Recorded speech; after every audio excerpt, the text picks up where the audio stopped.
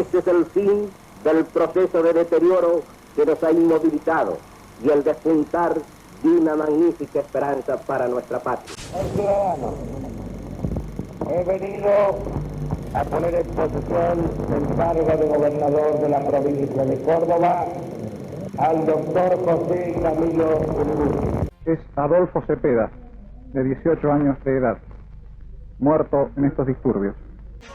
Ustedes ven que la mayoría de la gente de la manifestación se dirige por el Boulevard San Juan hacia el barrio Güemes. Creando bombas de gases lacrimógenos. Son exactamente las 14 aquí en barrio Avellaneda.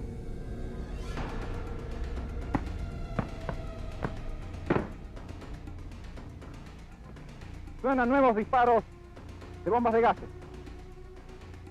Una verdadera nube de gases lacrimógenos.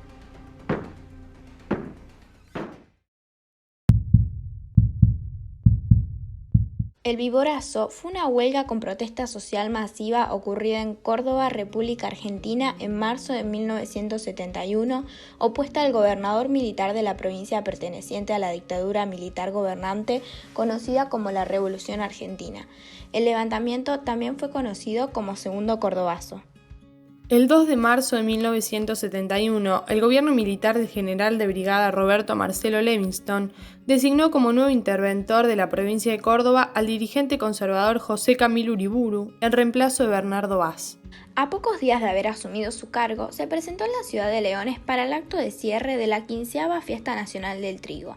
Desde el palco oficial, emplazado en la intersección de las calles Avenida del Libertador y General Paz, y en compañía del presidente de la Nación, Roberto Marcelo Levingston, y otras autoridades nacionales, provinciales y locales.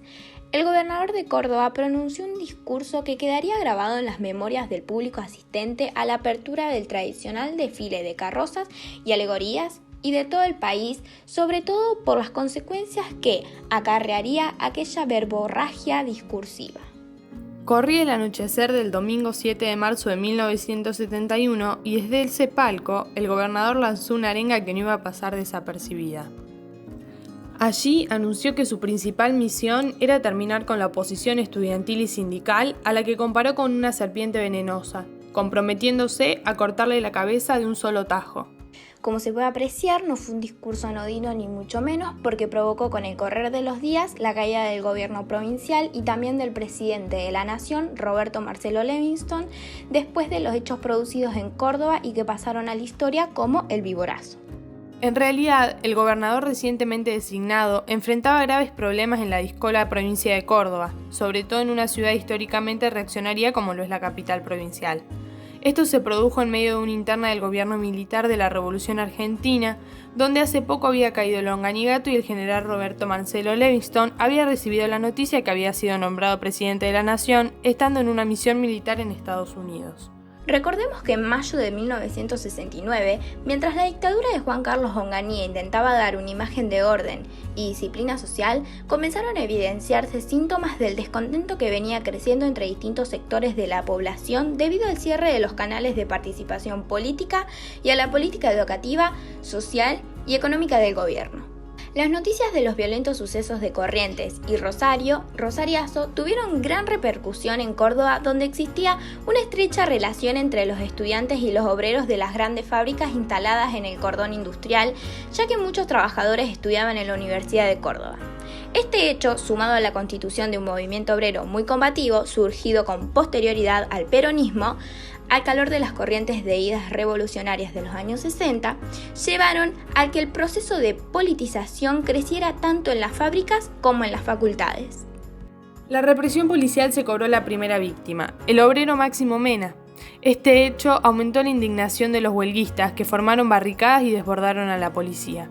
Se produjeron incendios y roturas de vidrieras de las principales empresas multinacionales instaladas en Córdoba y de reparticiones oficiales. Había estallado el Cordobazo, que fue reprimido por el Tercer Cuerpo de Ejército. El saldo fue de 20 manifestantes muertos y cientos de detenidos, entre ellos los líderes sindicales Agustín Tosco y Elipidio Torres, pero la baja más importante fue la del presidente Juan Carlos Onganía. El general Alejandro Agustín Lanús, líder indiscutido del ejército, optó por permanecer en segundo plano y preservar su figura e impulsó el reemplazo en la presidencia de Onganía por el general Roberto Marcelo Livingston, que cumplía funciones como agregado militar en Washington. El general Livingston pretendió constituir un movimiento político propio y tomar distancia del general Lanús. Durante su breve presidencia se incrementaron las protestas populares y la actividad guerrillera. En lo económico, trató de dictar medidas de corte nacionalista que desviaran la atención sobre la cada vez más importante presencia de las multinacionales y los inversores extranjeros. Convocó para ocupar la cartera de Economía a Adolfo Ferrer, un economista progresista. La nueva política marcaba una ruptura con la línea económica liberal impuesta por Adalberto Krieger Bacena. Pero la opinión pública mantenía su escepticismo mediante estos cambios. Livingston no logró con su política populista conquistar la adhesión de los gremios peronistas y de los partidos volcados a la lucha por la apertura, y perdió además el apoyo decisivo de los grandes grupos económicos nacionales y extranjeros, que no veían con buenos ojos esta vuelta al nacionalismo económico. El doctor Oliveto, quien era intendente municipal de Leones en ese momento, rememora: recibimos a Livingston, recuerdo, en el viejo aeródromo de Leones que ya no existe. Con él llegó también el interventor de Córdoba. Como ya dijimos, en marzo de 1971, el gobernador de Córdoba, Camilo Uriburu, declaró en Leones que aspiraba a terminar con la oposición estudiantil y gremial que había llevado adelante el cordobazo, a la que comparó como una víbora venenosa. A los pocos días, el país se sacudió con un segundo cordobazo, llamado por sus protagonistas Viborazo, que pondría fin a la breve gestión de Uriburu y de Livingston y su delirio de crear un movimiento político sin tener en cuenta la opinión del pueblo. El 26 de marzo de 1971, Lanús asume a la presidencia en un clima político totalmente desfavorable. La violencia guerrillera crecía y el descontento popular también.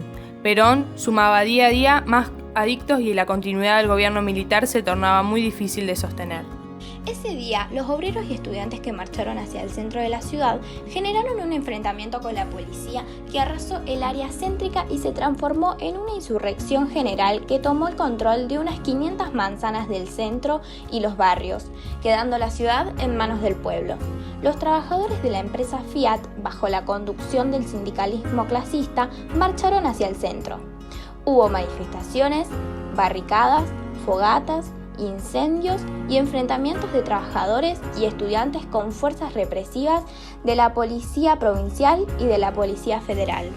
Por la noche, Uriburu felicitó a los efectivos de la Policía Federal por su eficiencia en la tarea de desalojar a la víbora del barrio Clínicas, clásica área de residencia estudiantil y uno de los epicentros de las luchas del período. Uriburu consideraba que la cabeza de esa víbora maldita estaba entre los estudiantes del barrio Clínicas, pero advertía que su peligrosa cola se paseaba por la zona de Industria Ferreira, donde era creciente el activismo de Citrax y Trump. Este suceso histórico finaliza con la renuncia del gobernador Uriburu y más adelante con la caída del presidente Livingston tras un golpe de estado interno y asume Lanús.